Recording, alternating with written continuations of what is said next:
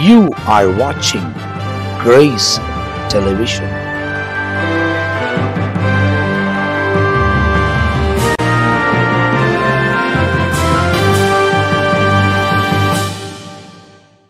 பிரியமானவர்களே, இயேசுவின் நாமத்தில் வாழ்த்துக்கள்.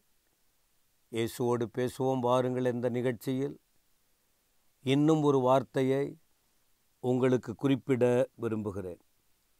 கடந்த சில நாட்களாக இந்த முறை இந்த செய்தியை நான் கொடுக்கும்போது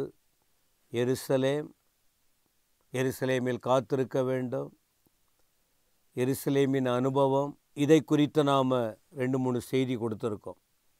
இன்றைக்கும் இன்னொரு வார்த்தை என்ன அப்படின்னு சொன்னால், லூக்கா எழுதின சுவிசேஷம் 10ஆம் அதிகாரம் 30 35 வரைக்கும் ஒரு பகுதி இருக்குது. அதில் குறிப்பாக ஒரு வசனம் படிக்கிறேன். 30வது வசனம். இயேசு பிரதியுத்தரமாக, ஒரு மனுஷன் எருசலேமிலிருந்து எரிகோவுக்கு போகையில் கள்ளர் கையில் அகப்பட்டான். அவர்கள் அவன் வஸ்திரங்களை உரிந்து கொண்டு அவனை காயப்படுத்தி குற்றுயிராக விட்டு போனார்கள். அப்போ என்ன அப்படின்னு சொன்னால், தேவ சமூகத்தில் இருக்கிற வரைக்கும் பாதுகாப்பு. தேவ சமூகத்தை விட்டு விலகி போனால் உயிருக்கே ஆபத்து. பின்மாற்றம்னு சொல்லுவாங்க. மனசாட்சி இல்லாத போயிடும். எதையும் செய்ய தீவிரிப்பாங்க.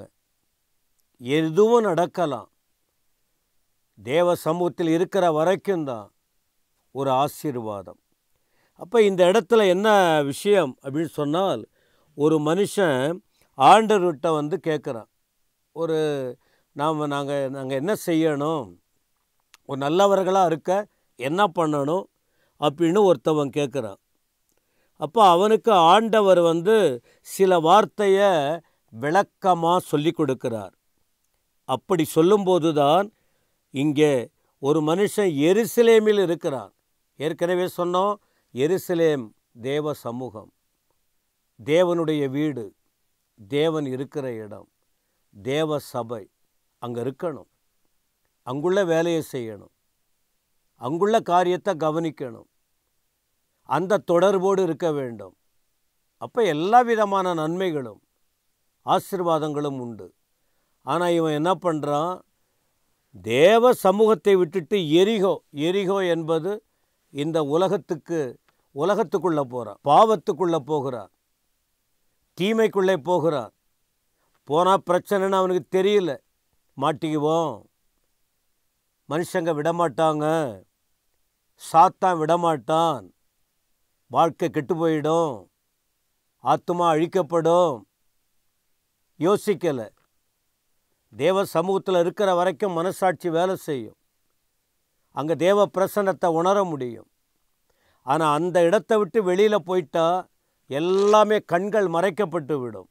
அப்போ இவன் எருசலேம் அதை விட்டு எரிகோவுக்கு போகிறான். ஆண்டவர் சொன்ன வார்த்தை இது. போனான்.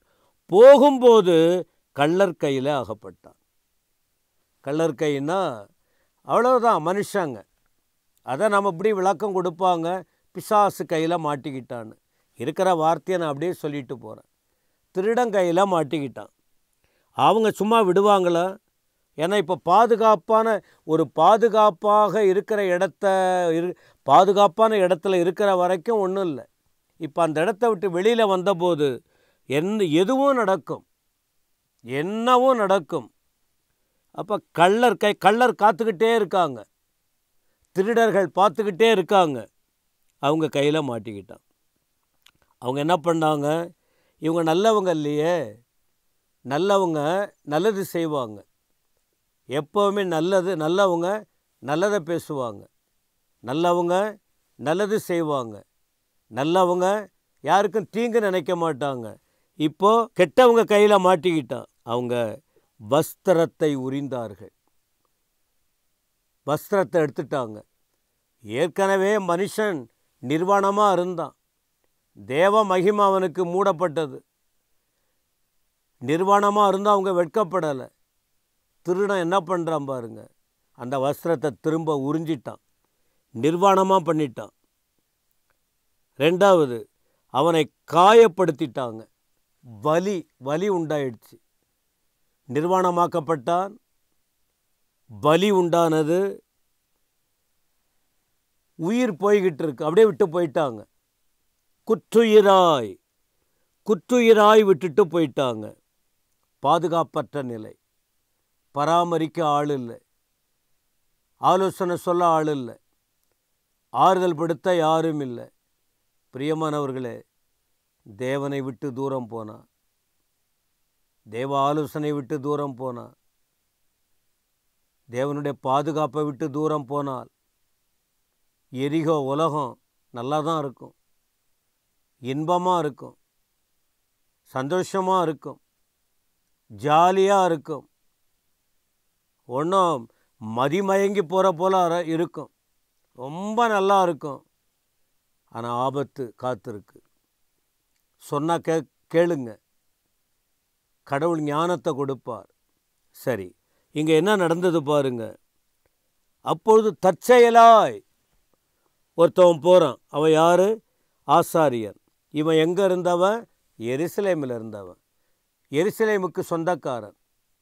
எருசலேம், ஆசாரியன், ஜெபம் பண்ணுறவன், பரிந்து பேசுகிறவன், ஜனங்களை கடவுள்கிட்ட கொண்டு வர்றதுக்கு முயற்சி பண்ணுறவன். ஆனால் இவனை கண்டுக்கலை, அவன் போயிட்டான். வந்த வழியே அவன் திரும்பி போயிட்டான். பார்க்காமலாம் போயிருப்பான். வசனம் சொல்லுது, அவனை பார்த்து பக்கமாய் விலகி போனான். பிரியமானவர்களே, பின்மாற்றமாக போயிட்டா, தேவ வார்த்தையை கேட்காம விலகி போயிட்டா, யாரும் கண்டுக்க மாட்டாங்க.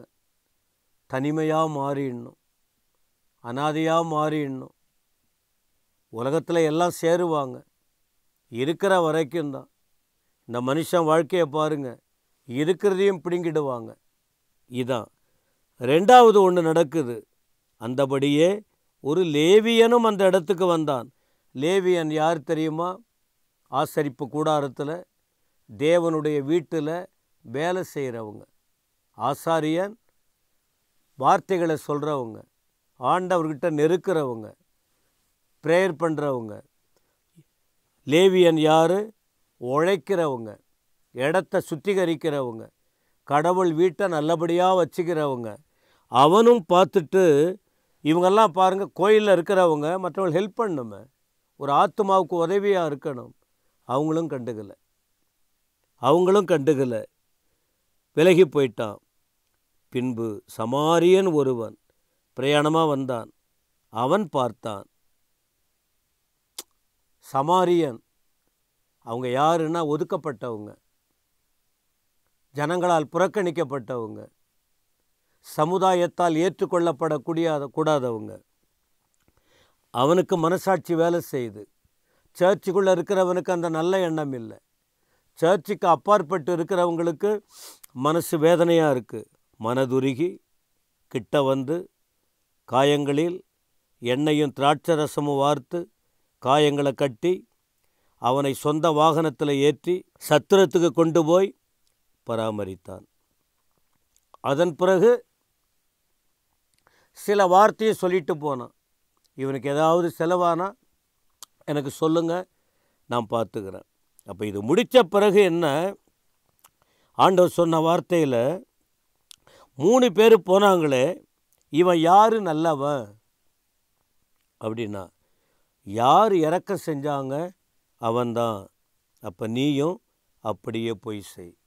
அவனை என்ன அர்த்தம்? ஒரு நல்லவனாக இருக்கணுங்கிறது இல்லை, விரும்புறதில்ல, ஒரு நல்லவனாய் வாழ்ந்து காட்டணும். 2 பேர் ஒருத்தவனுக்கு உதவி செய்யாத போயிட்டாங்க, ஒருத்தவன் மட்டும் உதவி செய்தாங்க. நம்ம சமுதாயத்தில் வாழுகிறோம், ஒரு மனதுருக்கம் வேணும். ஏழைகளை பார்க்கணும், எளியவர்களை பார்க்கணும், கைவிடப்பட்டவங்களை பார்க்கணும், நசுக்கப்பட்டவர்களை பார்க்கணும், வேதனையோடு இருக்கிறவர்களை பார்க்கணும். நம்மால் இயன்ற உதவியை செய்யணும்.